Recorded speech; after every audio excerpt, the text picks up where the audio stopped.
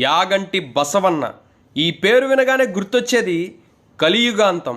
ఎందుకంటే బ్రహ్మంగారు కాలజ్ఞానంలో చెప్పినట్టు ఈ నంది విగ్రహం అంతకంతకు పెరిగి లేచి రంకె వేస్తుందట. అక్కడితో కలియుగం అంతం. ఇంతకీ ఈ నంది విగ్రహం నిజంగానే పెరుగుతుందా అని చూస్తే 20 సంవత్సరాలకు ఒక్కసారి అంగుళం పెరుగుతుందని పురావస్తు శాఖ వారు ధృవీకరించారు. యాగంటి క్షేత్రం ఆంధ్రప్రదేశ్ రాష్ట్రంలోని నంద్యాల జిల్లాలో శ్రీ పోతులూరి వీరబ్రహ్మేంద్ర స్వామివారు నివసించిన బనగానపల్లికి సమీపంలో ఉంది.